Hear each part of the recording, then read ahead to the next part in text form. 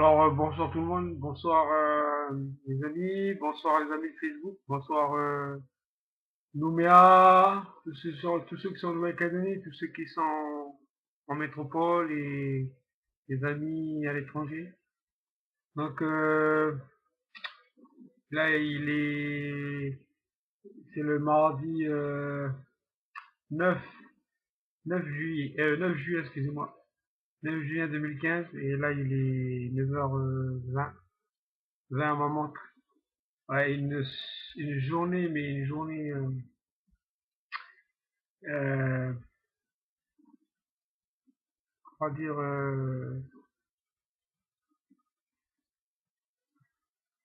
un peu délicate, on va dire. Donc, on va dire à ce moment-là, ben, je serais pas rentré dans la maison, en fait. J'aurais couché chez mes parents. Donc, il faut se dire que j'avais perdu ma clé de la maison. Donc, comme les dernières fois aussi, j'avais perdu la clé de ma voiture. J'avais perdu, oui.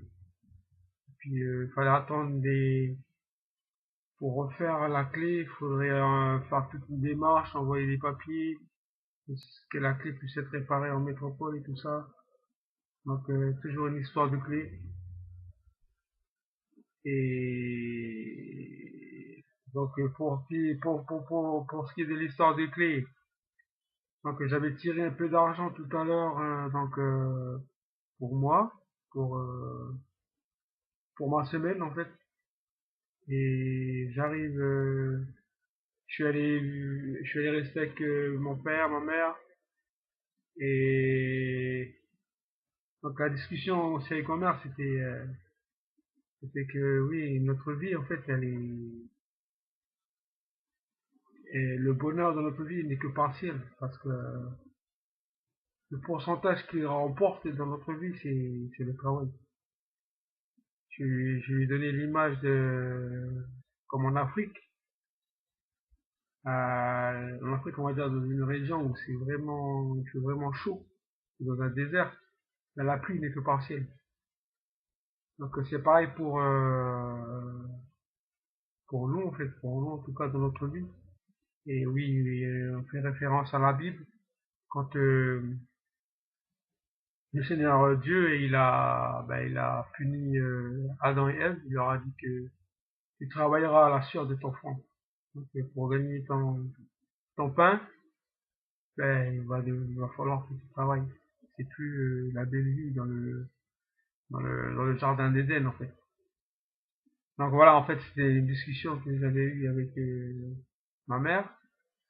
Et au moment où j'ai quitté la maison, je suis arrivé ici et ma clé, elle n'était plus sur mon portefeuille de ma voiture. Donc j'ai appelé Maggie, je lui ai dit que voilà, ma clé, je l'ai plus. Donc elle m'a dit de refaire tout le chemin. Et voilà, on va refaire tout le chemin. Donc je suis parti tout à l'heure, c'était pour essayer d'aller réparer mon ancien ordinateur portable. Mais bon, le gars, il a dit que autant acheter un nouveau, puisque ton ordinateur portable, ça va encore coûter plus cher de le réparer que d'acheter un ordinateur portable d'occasion. Donc je n'ai pas, comment on va dire, je n'ai pas insisté, excusez-moi. Et bon, donc je suis reparti, j'ai été voir mes parents. Voilà, donc je dis que j'avais fait tout le parcours. Là où je suis passé à la banque aussi, où j'ai tiré des pièces.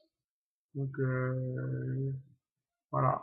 Donc je pense que le moment où j'ai tout fait, je suis arrivé à la maison, je vais dire à papa et maman que voilà, j'ai fait tout mon parcours, je l'ai refait, mais je faisais des ennuis et je n'ai pas trouvé ma clé. Donc le pire c'est que la clé, il n'y avait pas de porte-clé dessus, quoi. Elle est tombée de mon porte-clé. Et puis bon, je lui ai dit, mais papa, maman, finalement, on a cherché avec les enfants, les petits enfants de la famille. Et ils étaient calampe et tout ça, il y avait Tika, Aurore, voilà, avec Alexandra, tout ça. J'étais content de chercher la clé à leur papa. Mais voilà, le fait qu'il fallait venir à la réalité, leur dire que non, là, c'est pas possible.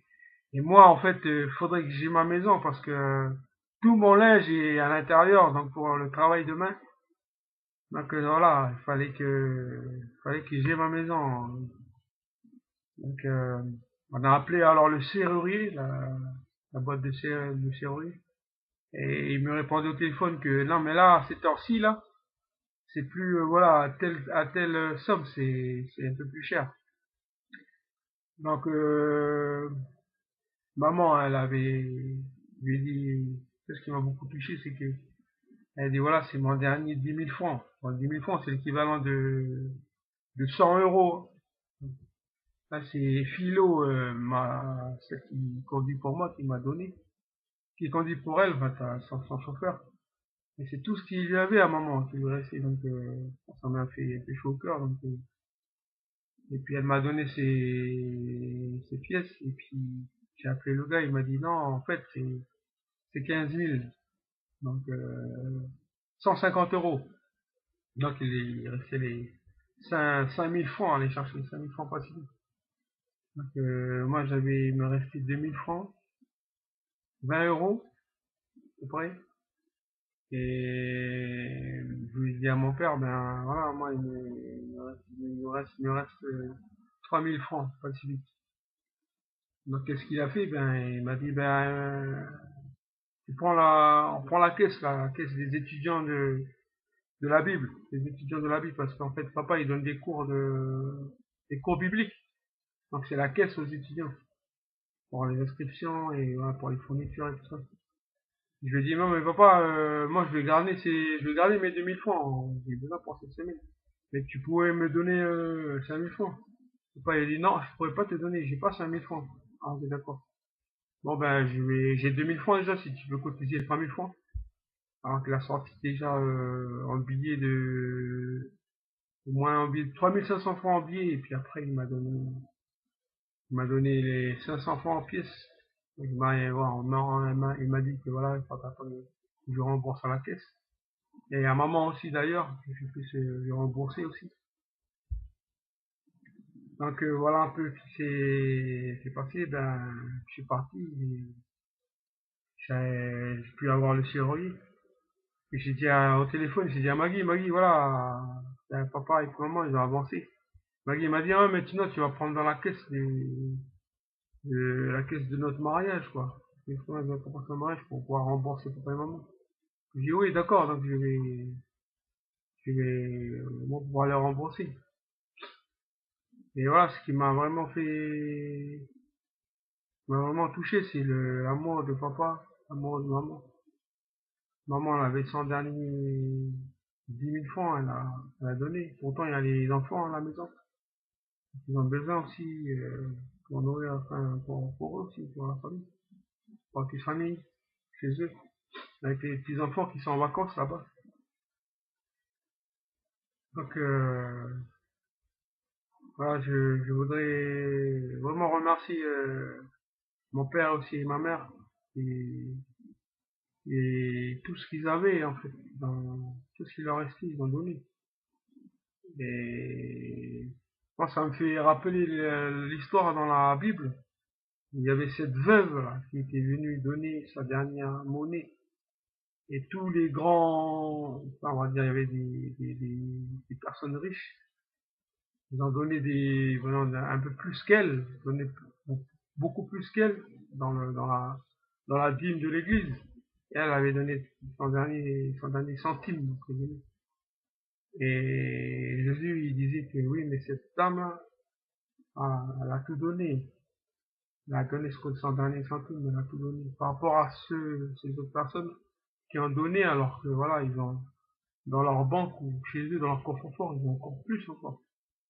Donc cette dame, elle a regardé au Seigneur, elle a donné. Moi, là, je vois le témoignage de ma mère, sort qui a pensé à moi, pour que je puisse avoir ma maison ouverte. Donc voilà, maintenant j'ai ma maison ouverte, j'ai j'ai pu obtenir au centuple. J'ai pu obtenir, voilà, j'ai deux clés là, puis j'ai l'autre clé là sur la porte. Donc j'ai pu obtenir trois clés. Mais voilà, c'est-à-dire que chacune des clés, ça coûte quand même 5 000 francs. On va dire 50, on va dire 50 euros une clé. Donc peut-être en pensant que le serrurier il allait me faire une faveur, et voilà, je vais baisser le prix. Et voilà, c'était 15 000 cash, 150 euros cash. Et je remercie toujours, voilà.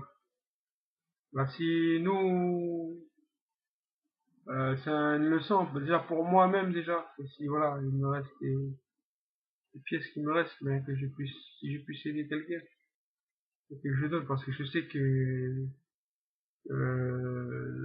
dans le ciel, ben, lui, il va me rendre au centre, le client, le Tout-Puissant. Ah, je vous remercie encore de m'avoir écouté ma petite histoire de cette journée, de cette soirée. Ah, les pertes de clés, j'espère que j'en aurai plus à revivre ça. Et voilà. Je vous souhaite encore, chers amis, ici de la Nouvelle-Calédonie, comme de la métropole, et dans les pays, j'ai des amis en Amérique, ou j'ai des amis au Canada ou dans d'autres pays qui regardent cette vidéo-là. Donc je vous souhaite encore de passer une excellente soirée ou une excellente journée encore. Et ayez toujours le courage de pouvoir et la force de pouvoir vous lancer dans des projets pleins d'ambition et toujours dans l'humilité. Voilà, c'était Jean-David, le studio ici à Bora Bora. Allez, au revoir.